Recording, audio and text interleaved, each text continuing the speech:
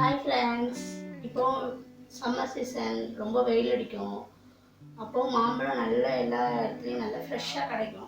அதை வச்சுட்டு ஒரு ஐஸ்கிரீம் பண்ணலாம் உங்களுக்கு காமிக்கிறேன். அதுக்கு ஒன்றுமே வேண்டாம், வெறும் 2 மாம்பழம், கொஞ்சம் கோதுமை மாவு, பால், 1/2 லிட்டர், சீனி இவ்வளோதான் வேணும். நம்ம சூப்பராக ஐஸ்கிரீம் பண்ணிடலாம். ஓகேவா? இப்போ கோதுமை மாவை ஒரு 3 ஸ்பூன் வச்சுருக்கேன். 3 ஸ்பூன் கோதுமை மாவை நல்லா வறுக்கணும்.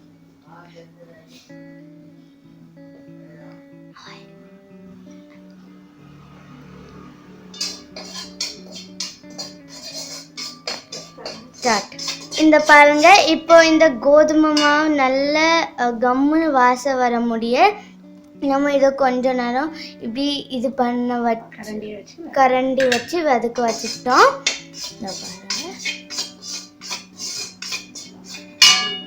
அது முடிய நம்ம அது கம்முன்னு வாசம் வர முடிய நம்ம இதை இந்த மாம்பழத்தை தொலி சீவி கட் பண்ணிக்கிடுவோம். சின்ன சின்ன பீஸாக கட் பண்ணிக்கிடுவோம். கட் பண்ணிட்டு பார்க்கலாம். ஸ்டார்ட் பாருங்க, இப்போ இதை நல்லா வறுத்துட்டோம். இப்போ இதை நம்ம ஒரு கிண்ணத்தில் இல்லைன்னா ஏதாச்சும் ஒரு சட்டியில் போட்டு அதை வச்சிடுவோம். ஆற முடிய இதை வச்சிடுவோம். அதுக்கப்புறம் என்ன பண்ணலான்னு நான் சொல்கிறேன். கேஸை பற்ற வச்சுட்டு தீமோம் அதில் 1/2 லிட்டர் பால் ஊற்றிடுவோம்.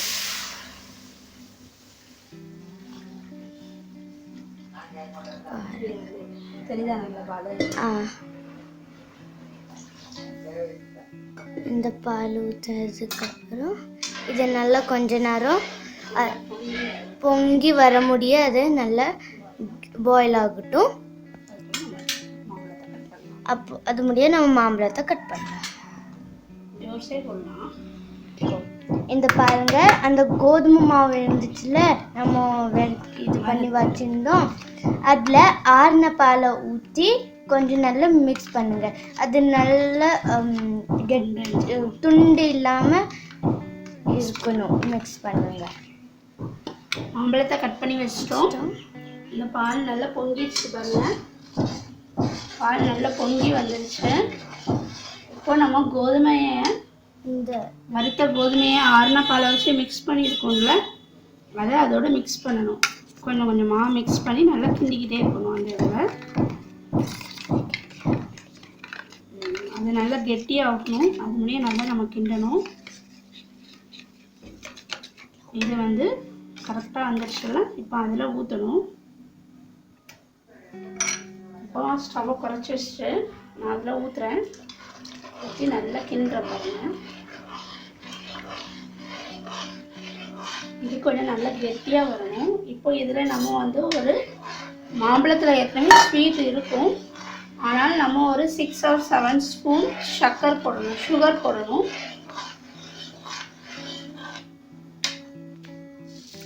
7 ஸ்பூன் சீனி போடுறேன். 7 ஸ்பூன் சீனி.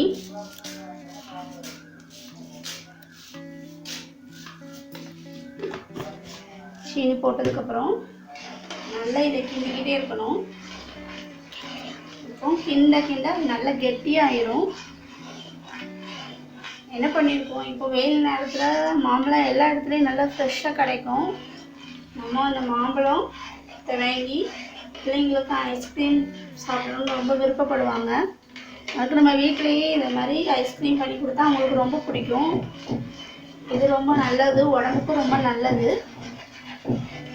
பிள்ளைங்களும் விரும்பி சாப்பிடுவாங்க. இது கொஞ்சம் கெட்டியாக முடியும். நல்லா நம்ம கிண்டிக்கிட்டே இருப்போம். பார்த்தீங்களா, இதே மாதிரி கொஞ்சம் நம்ம மாவை மிக்ஸ் பண்ணி பாலில் நல்லா இது பண்ணதுக்கப்புறம் இந்த மாதிரி பதத்துக்கு வந்துடணும். இந்த மாதிரி பதத்துக்கு வந்ததுக்கப்புறம் நம்ம கேஸை ஆஃப் பண்ணிடணும். ஆஃப் பண்ணிவிட்டு இது நல்லா ஆறணும். இது நல்லா ஆறுனதுக்கப்புறம் இதையும் நம்ம கட் பண்ணி வச்சுருக்கிற மேங்காவையும் ரெண்டையும் போட்டு நல்லா பிளெண்ட் பண்ணிடணும்.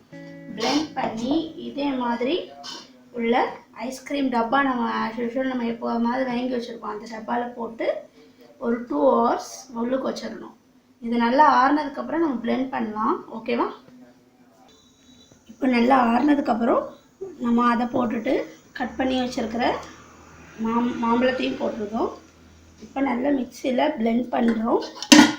கொஞ்சம் வெயிட் பண்ணுங்கள், பிளெண்ட் பண்ணிட்டு வரேன்.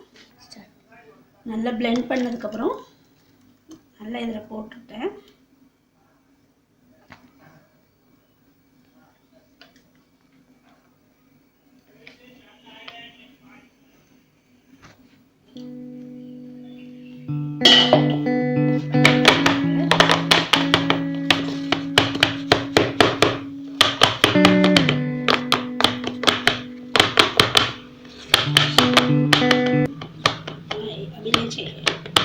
இப்போ நல்லா இதாகிடுச்சு ஒன்று போல். இப்போ நம்ம இதை ஒரு 2 hours ஃப்ரிட்ஜில் வைக்க போகிறோம். அதுக்கப்புறம் எப்படி இருக்குதுன்னு பார்ப்போம். ஓகேவா?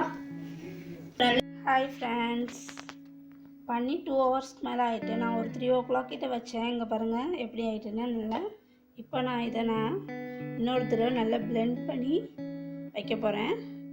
பார்த்தீங்களா, நல்லா கட்டி ஆயிடுச்சு. இப்போ நான் இதை ஒரு 7 to 8 hours கழிச்சு எடுப்பேன். இப்போ நான் 3 o'clock பண்ணி 5 o'clock வச்சு எடுத்தேன். இப்போ நான் மறுபடியும் ஒரு 10:30 11 o'clock கிட்ட நான் எடுத்து உங்களுக்கு காமிக்கிறேன். ஓகேவா? ஹாய் ஃப்ரெண்ட்ஸ், நம்ம நேற்று பண்ணோம்ல ஐஸ்கிரீம், இப்போ பாருங்கள் எவ்வளோ சூப்பராக வந்துட்டு. நைட்டு எடுக்கிறேன்னு தூங்கிட்டேன், நைட்டு எடுக்கலை. இப்போ பாருங்கள் அதோட இது லேயர் எப்படி இருக்குதுன்னு.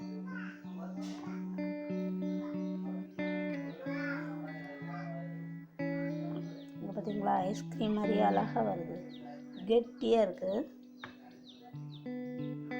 பாருங்க,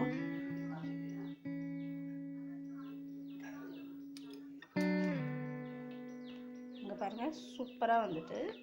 இதுக்கு மேலே கொஞ்சம் நீங்கள் நம்ம வீட்டில் பாதாம் பொடி இருக்கும், அதை தூவி பிள்ளைங்களுக்கு மேலே அப்படி லைட்டாக வச்சு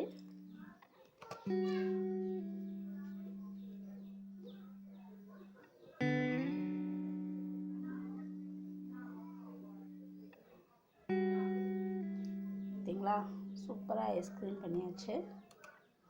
அதுக்கு என்ன பண்ணோம், நம்ம பாருங்க,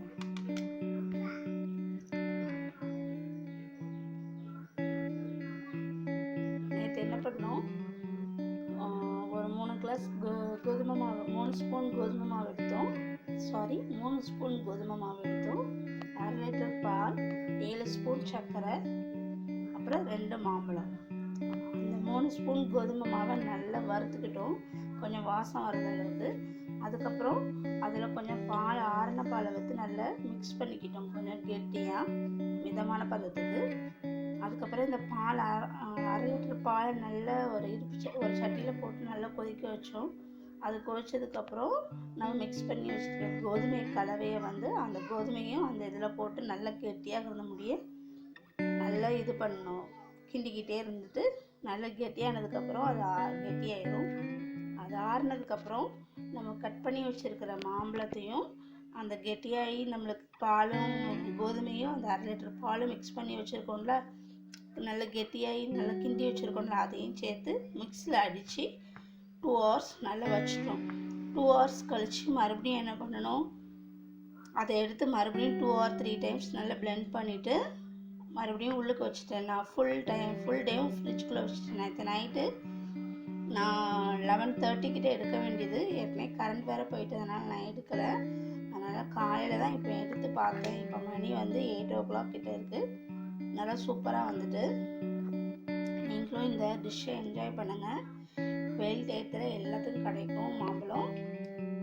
ப்ளீஸ் லைக் பண்ணுங்கள், என்னோடய டிஷ்ஷை சப்ஸ்கிரைப் பண்ணுங்கள். குக்கு வித் சிங்கம் குட்டீஸை சப்ஸ்கிரைப் பண்ணுங்கள் எல்லோரும். ஓகேவா? தேங்க்யூ.